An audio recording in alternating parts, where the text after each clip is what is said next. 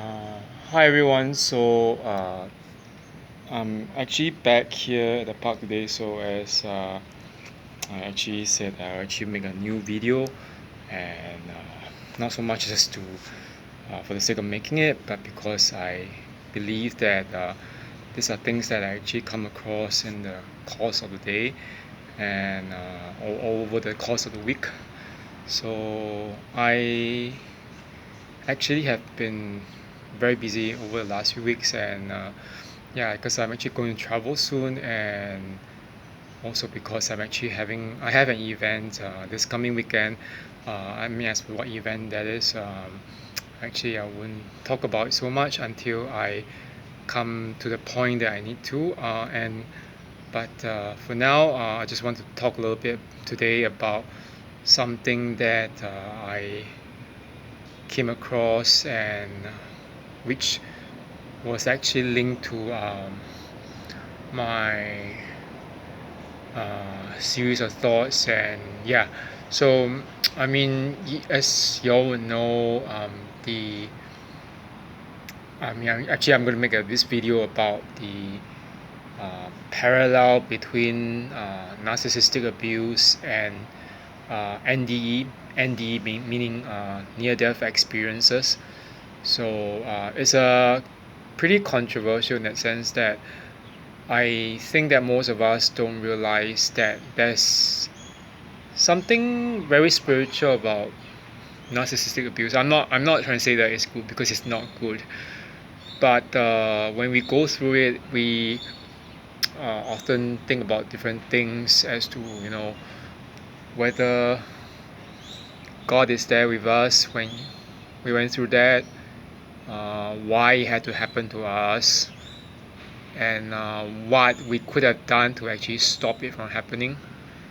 So yeah, there's always a concomitant or basically ensuing self-gaslighting, yeah, in which we kind of blame ourselves for being the ones to kind of bring it upon ourselves. We claim that we don't have our, we didn't have our boundaries.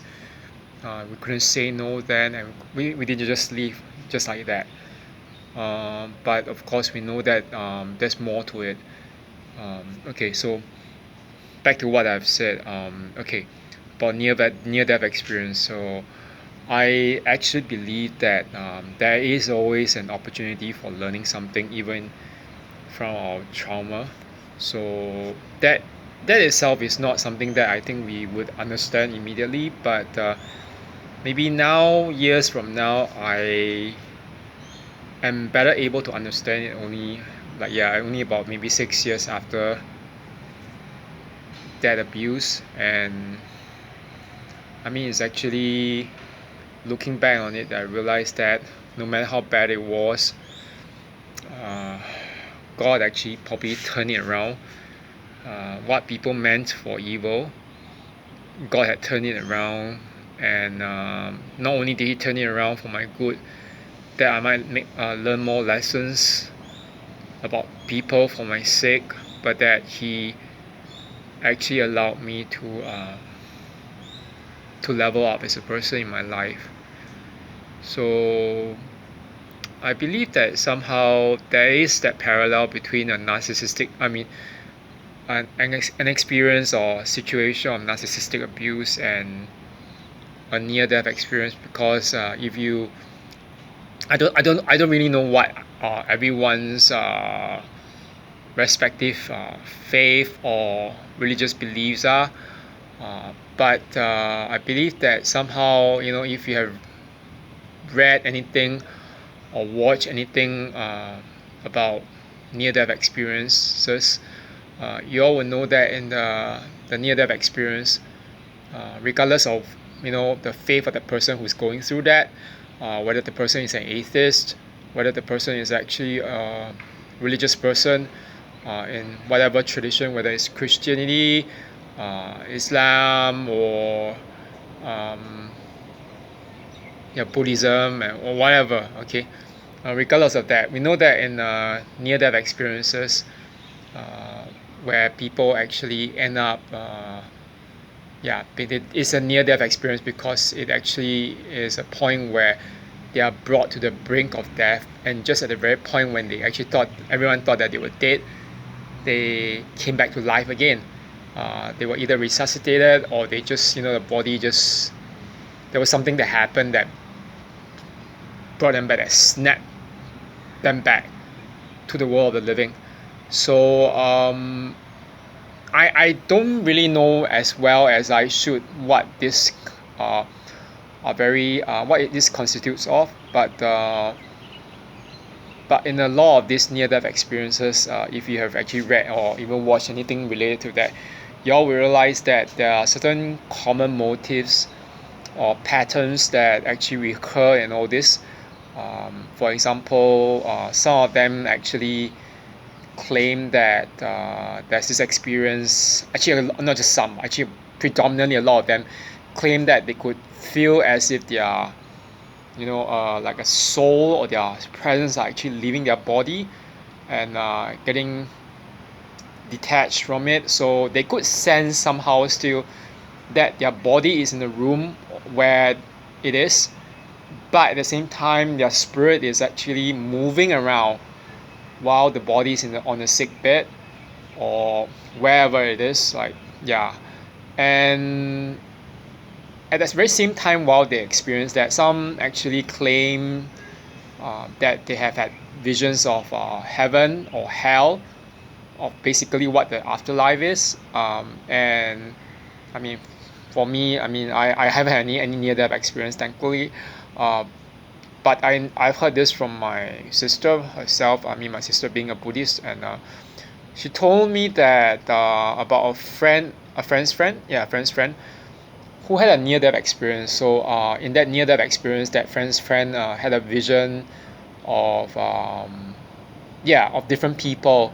Actually, there were the groups of Buddhists, and there were the groups of Christians, and at that point in time that in the near-death experience, that friend's friend was actually an atheist. So because she was an atheist, it was agreed among the particular group of not atheists, the group of Buddhists, and as well as the group of Christians, that they couldn't just accept her into anywhere. Like whether it's the Christian version of heaven or the Buddhist version of the Western heavens, basically where you attain enlightenment, and you are free from pain. So she was like bound for hell in that sense, as an atheist. That was at the point in time after coming, that was at the inside that near-death experience. But after coming back to the world of the living, that friend's friend of my sister was changed forever. Once she returned to the world of the living, my sister told me that that friend's friend actually converted to Christianity, and her life was changed after that. So I'm not gonna I'm not preaching or proselytizing, but I think that there was a lot of these different things, and of course I think that for some other people, they claim that they had seen visions of like hell, of the fiery fires, and what would happen if they persisted in their life. So but okay, to bring it back to what this actually, how this parallels narcissistic abuse, and how we might learn from this. I think that a lot of us we have had gone we've had gone through this experience of narcissistic abuse, which was like really terrible. It crushed our spirits, and I think a lot of us actually started living life as if there was no hope. I think we know that it's called the autopilot mode. We just go through the emotions, and we live life wondering if there's any kind of like a light at the end of the tunnel. I know that some people, for example, they go through a very long period of depression, and because some of them never even end up leaving a narcissist, and some of them even kill themselves, or not kill, but hurt themselves and whatever, and it's actually pretty sad, because I know that for one, that we were meant for more things than that, and every one of us who have abilities, who have our empathy, our compassion, uh, just to end up hurting ourselves for people who don't love us, who just want to hurt us. It's not really worth it. And but I know that for us, a lot of us, in the process of recovery, we do not actually end up um, we don't end up getting out of that tunnel of darkness because we are stuck in that because we are actually stuck in it, and we are we keep on ruminating, asking ourselves things as to when life will change. And I just want to actually say that from my own point of view, I know that because I have been through it myself. I actually believe that everyone know that who has been actually listening or watching my videos know that in 2016 2015 2016, that was actually when I first met one particular ex-narcissist. And after that my whole life went downhill. It was like a tumble downhill, and I lost a lot of things like my finances, the retirement funds or taxes that were returned to me after my working in Japan, my losing our job assignments, and my constant attempt to shift from workplace to workplace within months just to avoid having any gang stalking experience from narcissistic flying monkeys. This experience was like really persistent, and even after I left for a new workplace in late, was it late 20 yeah no I mean early 2017, and then after that all the way into like to early 2018, it was it was a really rough ride. And it wasn't always I wasn't really feeling liberated. And I knew that at one point in 2018, as you all would probably be aware based on my videos, I was actually suffering from depression. So but I couldn't have the money. I didn't have the money. Because it was actually expensive to actually see a psychiatrist and to get the medication. I didn't want to actually rely on the medication at that point in time. Neither could was I aware of any psychologists who actually could help in rehabilitating PTSD or CPTSD, which is post-traumatic stress disorder after narcissistic abuse. So I tried to wing it out on my own, but I knew that it wasn't really working, and I knew that at one point I actually had to find a counselor, confiding in her about this rather negative thoughts of hurting myself, which I think came after a failed job interview, in which I wasn't really able to secure a job abroad, in Taiwan at that point. So this kind of things get drawn out, and at that point you do end up like wondering, God, have you left me alone? Do you enjoy seeing me suffer? Am I a failure in life? Am I really what the ex-narcissist claimed of me, that I was just useless, that I was a terrible person?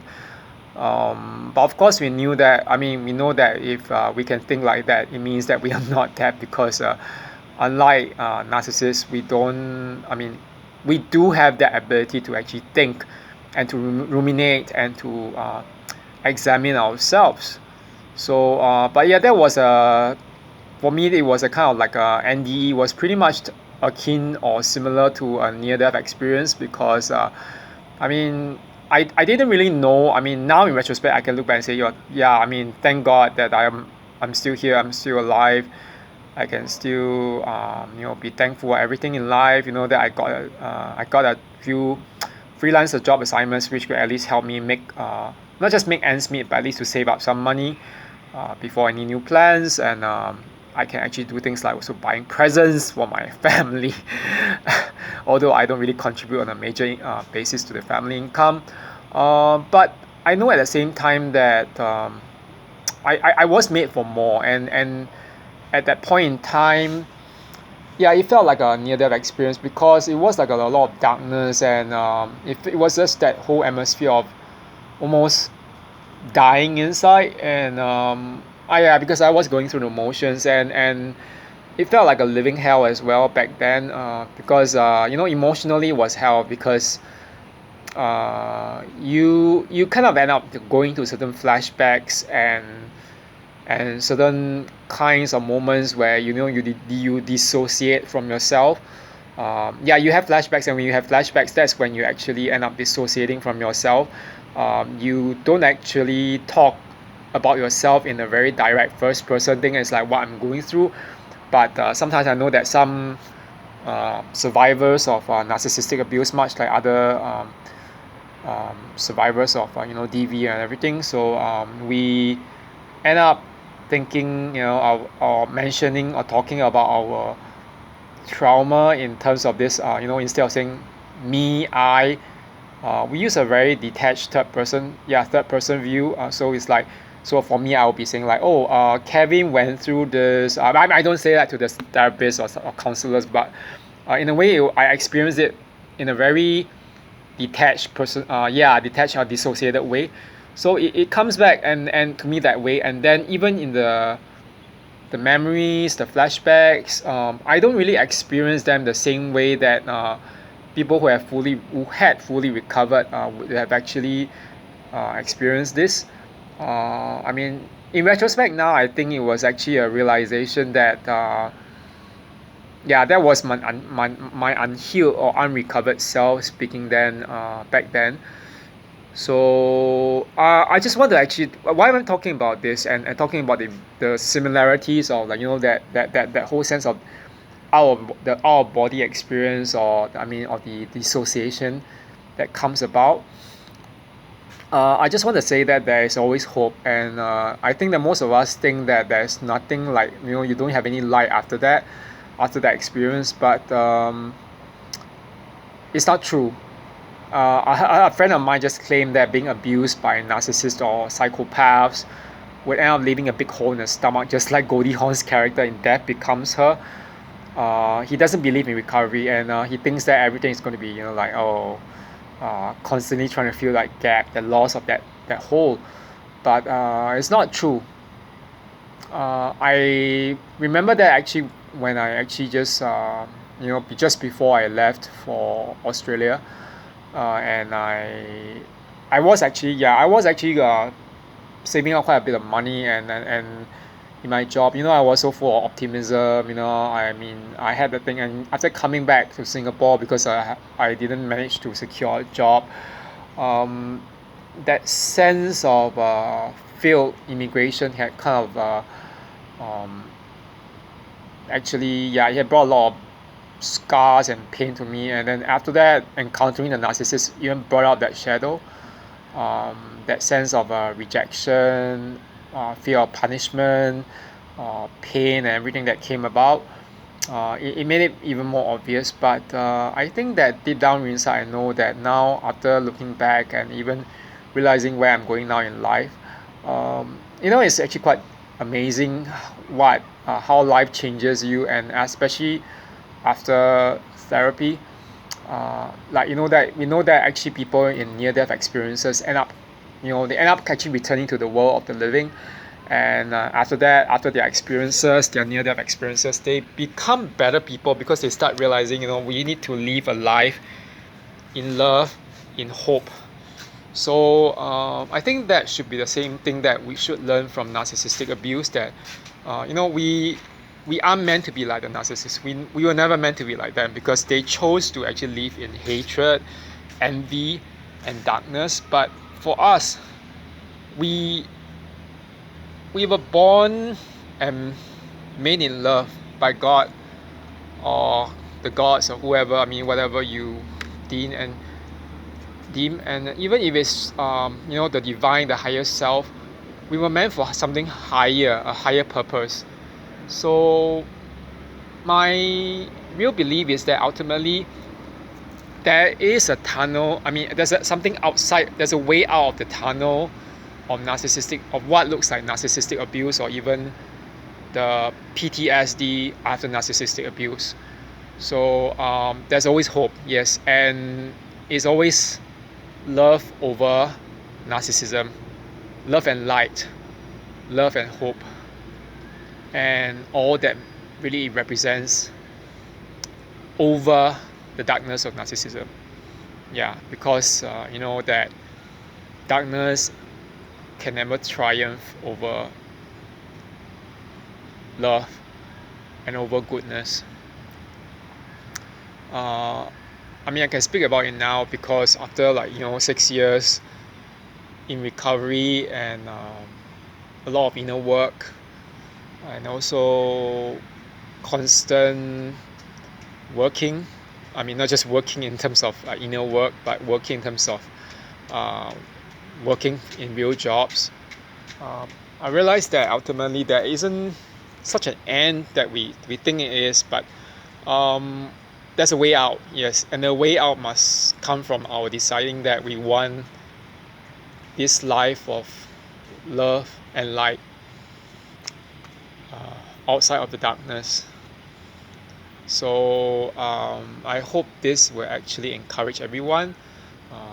And yeah, so I'm going off to the town center just to check out something like maybe a movie. I don't think I'll have time to watch it tonight, but I might watch next week if it's still around. And hopefully, it's still around. And yeah, but I hope everyone has a good remaining of the week. Yes, remember, love and light over narcissism. We will always conquer and survive and thrive. Um, the narcissist or the pro and then the narcissist, whoever they are, uh, cannot have any power over you or over how your life is meant to be if you do not want them to have it. Okay, so have a good week. Have a good week ahead. Okay. Okay. See you. Bye bye.